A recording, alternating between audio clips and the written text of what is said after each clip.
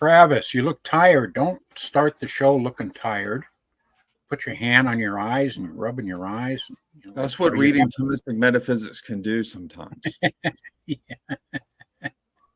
Okay, so tell me in 30 seconds one point of Thomistic metaphysics that just grabs you by the nose and won't let you go.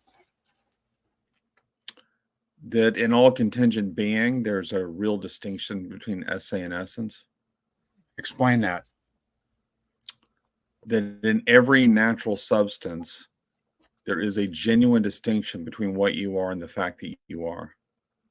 And because what you are is existentially neutral, meaning it could go either way, my essence, the what that I am, has to be united to the fact that I am.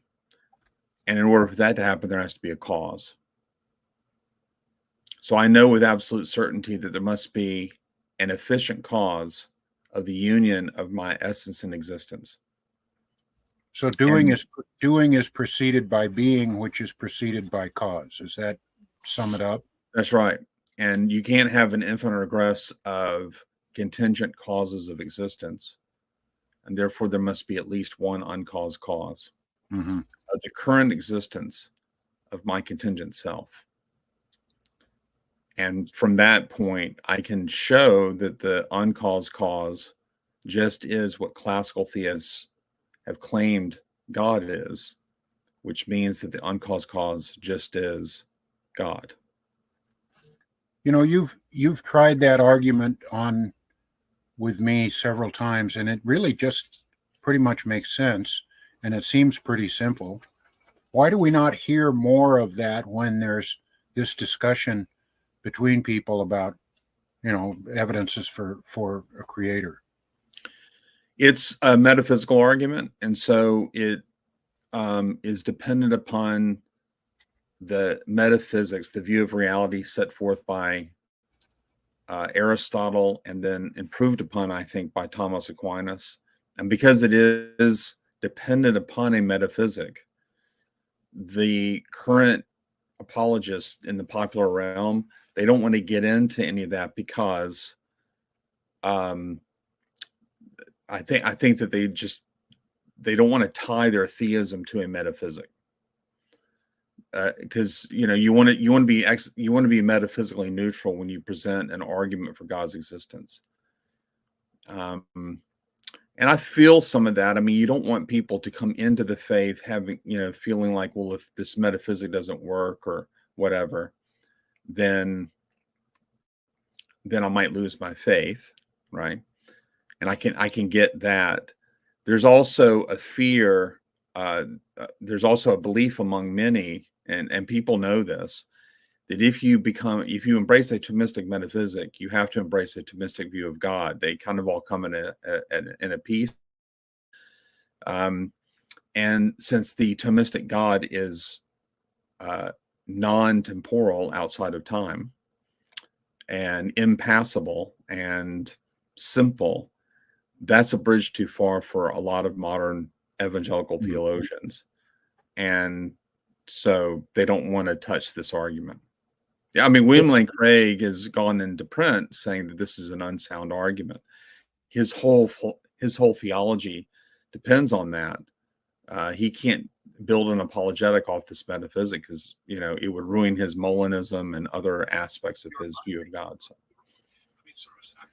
it seems like it's such a simple argument, though, that it's almost independent of a metaphysic. You could say that the metaphysic follows from the argument. Well, actually, you can establish the metaphysic while you're giving the argument. But what you're saying, what I agree with, the aspect of what I agree with what you're saying, is that it's very intuitive. Like, it's like, I don't really need to be here. So the what I am is distinct from the fact that I am. And obviously, there's a whole lot more to tease out there. But just that simple fact that it's hard for you to get rid of. We would say that this is something you implicitly know. And this is why all the other philosophies out there bungle things all the time. So, for example, right now I'm reading, and I have it with me, so this is Etienne Gilson's Being and Some Philosophers. And I'm reading it for the second time.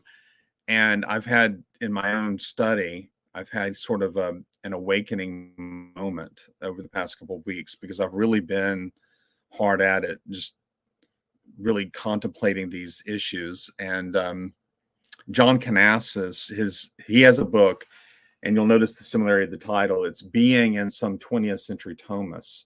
And so what Canassis is doing is he's kind of giving a critique of Thomists who've departed or disagreed with Gilson. And one of the things that when I first read Gilson years ago, I wasn't fully imbibing this philosophy. I just heard that he was a major thinker that I needed to read, so I read him. But now I'm reading him as kind of a convert, and it means so much to me what he's doing. And he points out that you really have two moves in philosophy. You either affirm thought, and that's where you begin, or you start with reality. And how do you get to reality? Sensation. Thought. So my senses get me to the world by touching, seeing, hearing. It is sense perception that gets me to reality. And the first thing I judge via sensation is that the fact that something exists. And then the conception that I immediately get is being is. And the first act of conception beyond that is being is not non-being. So the Thomist grounds our knowledge of logic, everything, through experience. This is pure a posteriorism. And this is the only way to make sure that when I think, I'm thinking about reality. If I start with my thought, I never get outside my head. I never get to the real world. And that is obviously one of the most important moves you can make philosophically. And it's almost like the other philosophers, the Kants of the world, will every now and then they'll betray themselves, because it's almost like being is trying to bubble out, and they keep putting it down. But it is those philosophies that keep us from really knowing God. Because once you know that being is, and once you know the laws of logic through that, and then once you know that this thing that I perceive, the tree outside, or you or me, is existentially neutral with respect to being, but you do exist, then I know there has to be a cause. In fact, I know causation through sense perception, because I wouldn't perceive the object if the object didn't cause me to perceive it. Right? So the perception of that perception I have is caused by the object. So I'm directly experiencing efficient causality. And so all of this is just from the undeniable soil of our experience, that this wonderful metaphysic just sort of arises naturally and without strain. And I began to perceive this world as wholly contingent upon its creator. That is marvelous. If a lay person wanted to study this argument, where would be a good place to go? I think that the individual who does Pints with Aquinas, Matt Fradd has a very easy Socratic dialogue where he takes you through the 5 ways. That's a really good start. Okay. I mean, there are lots of good introductions, but that's a good one. Is that on one of his episodes, or is that a No, he has a book. That's a book. Okay. I think Mr. Fradd has only written one book. If he's written more than one, I'm sorry. I don't. I watch Pints with Aquinas from time to time, but that book, our friend Richard Howe introduced me to that book, and I read it in like a day, and it was wonderful. Oh, good. It was a very good, simple laying out of things. Not a whole lot of frills. One of the things that a lot of people don't like, a lot of people open up the Summa Theologica. This is Thomas Aquinas' summary of theology, and they read those 5 ways. And usually a lot of college students know about Aquinas, if they know about him at all, because they're taking like a philosophy 101 course and they're reading an anthology of all these authors, and they get to the issue of God's existence, and Thomas's proofs are in there, and they roll their eyes and they shrug their shoulders and say, this guy is famous, this didn't prove anything. How does he know that whatever moves needs a mover? They get into all of that. Well, they don't understand that Thomas is presupposing an entire metaphysic that he's established in other works. And as our friend Gavin Kerr, who was on here, said, they studied philosophy for years before they opened up the Summa. That was just the way they went about doing this. So the Summa is an introduction to theology. And as Garrigou-Lagrange says, and it's that because we're all beginners when it comes to theology, and we will always be beginners. Yeah. But it is intimidating to know that what Thomas offers as an introduction to theology, most seminary students will, especially in Protestant circles, they don't know philosophy. They have a very hard time getting around.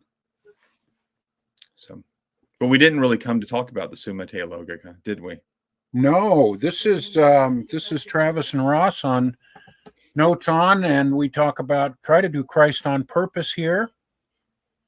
12 minutes into the show, we're telling you who we are. Doing the introduction. So we want to talk, like everybody else wants to talk about, is the almost assassination of our former president, Donald Trump. And I think great moment, people who have almost been shot, who have almost been killed and have beat it, who avoided it, almost always have a come to Jesus moment. They almost always feel like, wow, this should be very different, and they're very grateful. It changes them, and I think it creates a unique political moment that's going to last a certain short period of time. And I think that if Trump can humble himself a little bit and put out some call for unity with the country, I think he's a shoo-in for being elected again. What do you think of that? And when this happened, I immediately said, I know one thing for sure, or two things for sure. More Trump supporters are going to buy more guns, and more people are going to vote for Trump. Trump just got a whole lot of votes. Now, the response so far has been overwhelming, and it's been overwhelming. And I don't know. I guess I got to stop mid-sentence and apologize to the audience. Our big shtick is talking about Christ and theology and those issues. I would rather talk about metaphysics than politics, you and I both. But we've had a couple of shows that were political in nature, and we have to have this one because this is such a momentous moment. Yeah. And the response of people to and in favor of Trump has been tremendous. I watched Megyn Kelly talk about the assassination attempt, and I was on YouTube, of course, and I went to the comment section, which I rarely do. I'll go every now and then to see what people are saying. And I didn't count every one. I didn't look at every single post, but very quickly I was able to hit 12 to 15 people who said, I wasn't going to vote for Trump. They said something like this. The flavor of it was, I hated Trump. I wasn't going to vote for him, whatever. I'm now voting for Trump. And you can extrapolate from that one show with those 15 comments. You can extrapolate from that this is going to be multiplied by hundreds, if not hundreds of thousands, probably hundreds of thousands of votes, maybe even millions. The sympathy, people from other countries were commenting on this post going, I wish I was an American so I could vote for Trump. So it's the tidal wave, unless I'm just daft as daft can be, the tidal wave of votes that are going to come Trump's way because of this is tremendous. And on the other hand, the political left is literally falling apart right now. And I don't even think that they're fully appreciative of that. Biden had an interview with Lester Holt. Did you see that interview? No. It was a forest fire. It was worse than the Stephanopoulos interview, and that was bad. Even in the middle of the interview, Biden says we never support violence. We have to really tone it down. We have to cool it down. We have to cool down our rhetoric. He kept saying that. And then immediately when he was asked, well, how would you go about doing that? He goes, well, I wouldn't do what my opponent did, who said that Nazis are okay at Charlottesville. And you just went on and on and on. And you're like, and he goes, January 6th, of course. And, the Charlottesville thing, we all know he didn't say there's goodness on both sides. If you look at the larger context, that's not what he wasn't just saying Nazis are good people. So that's the first thing. And the second thing is Lester Holt looked at him and says, well, aren't you, this doesn't feel like toning down the rhetoric. I mean, he called him out on what he was doing. And I don't think that the political left knows what to do. MSNBC, if you're looking at what I've watched some of their comments on the RNC that's going on as we're doing this interview. We are, this is the night that JD Vance, who's got a very compelling testimony, just his life story turned into a movie, he's a compelling character. The left just doesn't know what to do. And then finally, I would just say the conspiracy theories have been some of the most entertaining things to read. That's true. It's ranged from Biden set it up to Trump set it up and everything in between. Yeah. Now, the Trump set it up one is the one that I'm having a hard time wrapping my mind around. It would mean either that he allowed an actual bullet to go through his ear, or it was a fake bullet. But if it was a fake bullet, then how did the guy behind him die? Yeah. Well, Travis, you and I both have, I think, a bit of a distaste for talking about politics on the show. Yeah. So I'm going to ask this question of you. We talked a little bit about it on the phone a little while ago.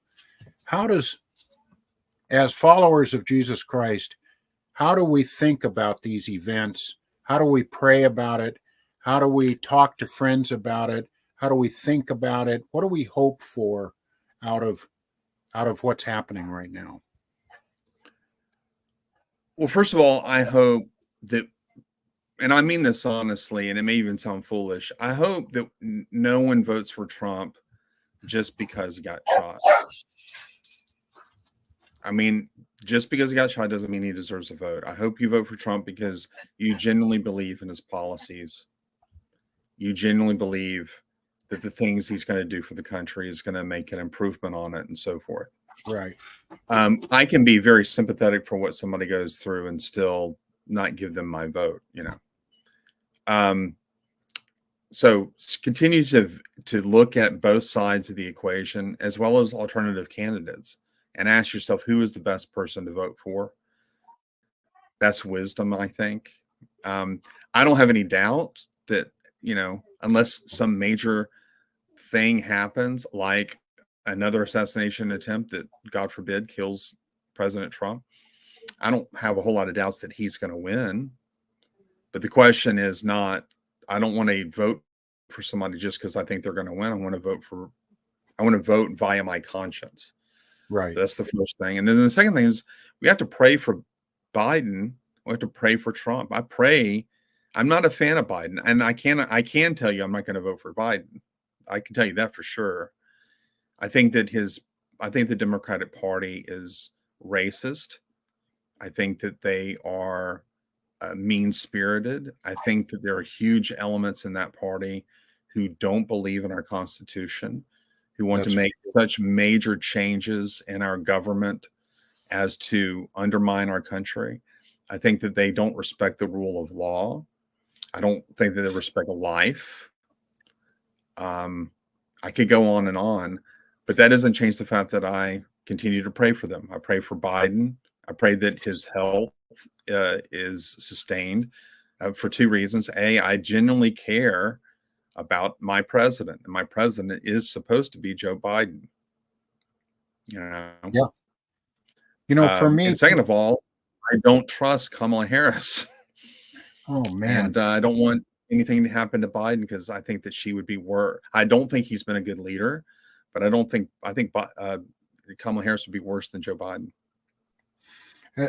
Me personally, Travis, the biggest temptation, my weakness in this is being judgmental.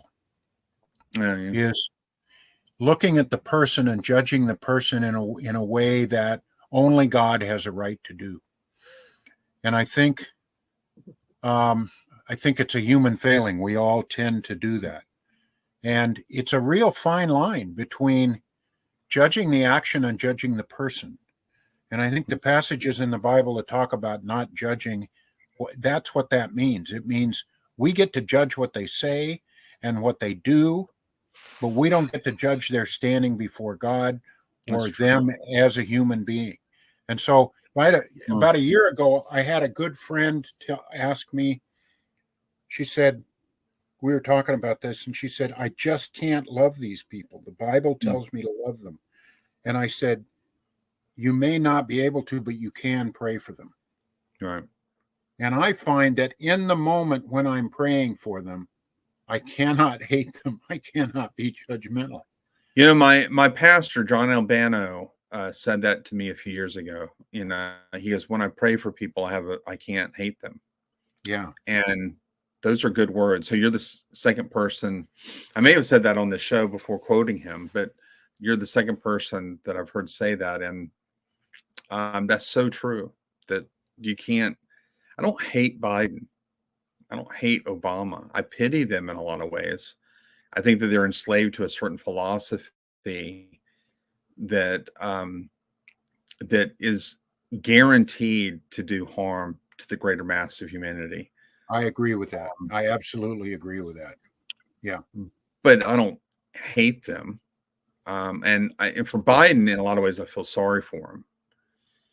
I don't think he got into this business of politics originally to do harm.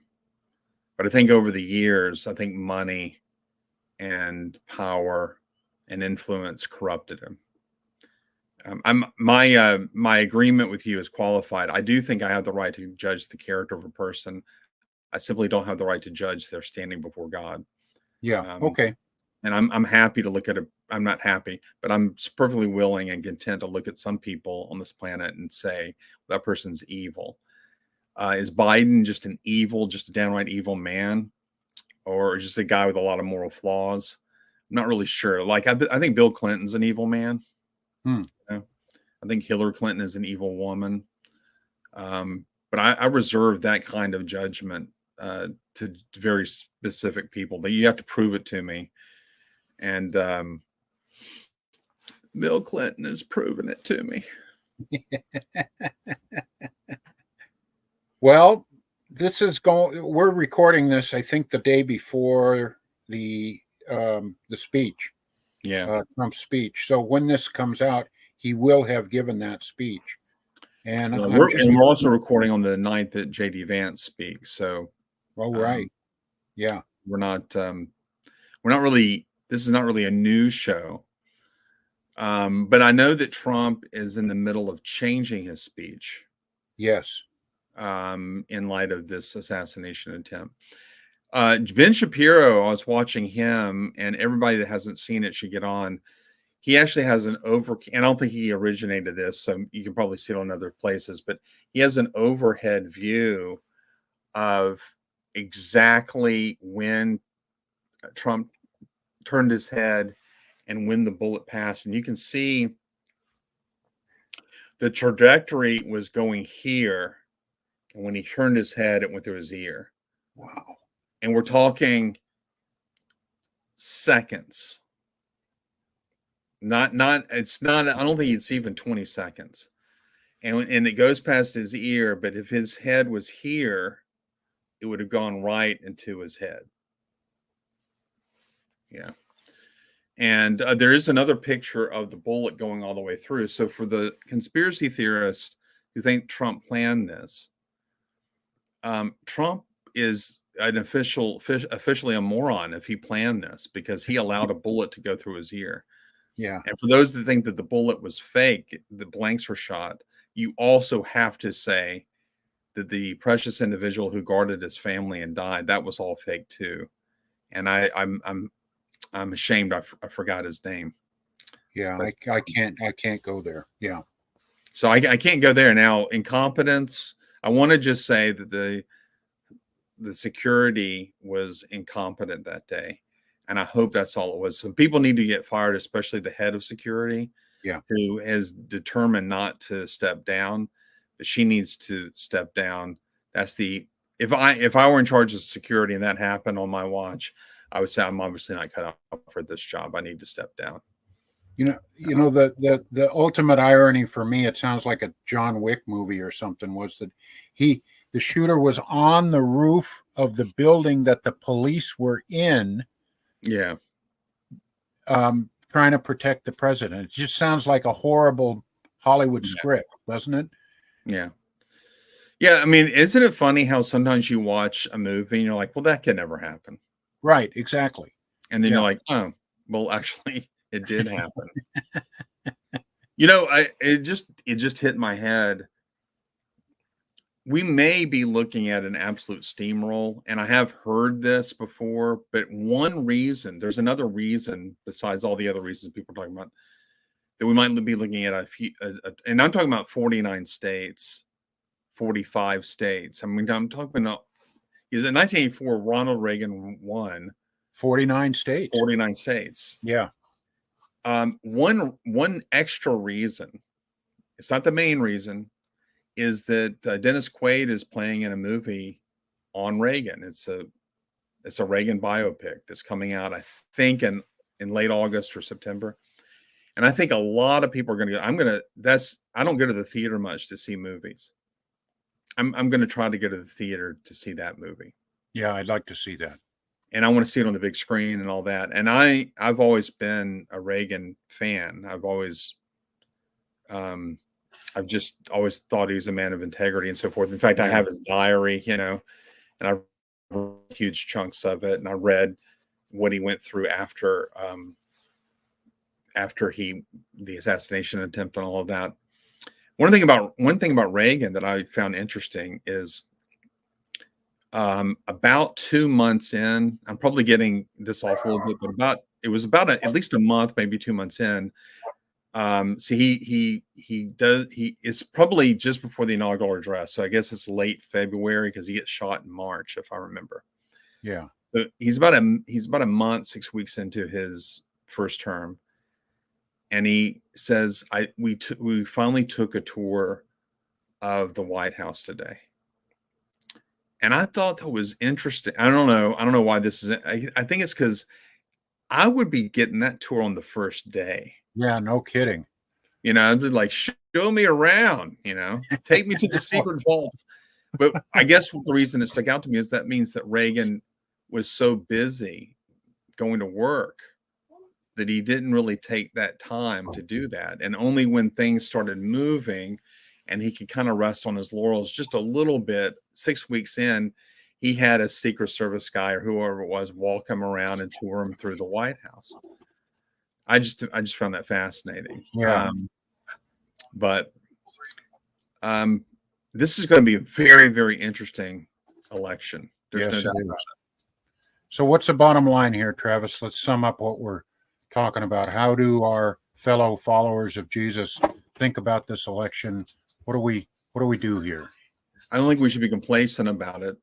Yes. I don't think that we should vote for the person that we think is the right person. We should pray for our leaders in the meantime. And my good friend Jeremiah Pitts has often said that we're the most boring rebels on the planet. Yeah. Christians are called to wake up in the morning and go to work. We're called to obey our employees. We're called to apologize when we make mistakes, to be collegial to our, you don't have to be friends with your colleagues, but you have to be collegial with them and to them. You don't spread gossip at the workplace. And the last thing you want to do is go around handing out gospel tracts. Yeah. Be a witness for Christ with your actions, and let your faith be adorned, as the Puritans would say, with good works. That's what we should be doing in season, out of season, throughout this political season, but also next year, as it's probably going to be Trump, but whoever's president, just getting up in the morning and doing it. And don't place your faith in princes, no matter who the prince is. Remember that the Prince of Peace is Jesus, and he's the one that's ultimately guiding this whole ship. That's right. Good words, Travis. Thank you, brother. You take care. You too. See you next week. Bye.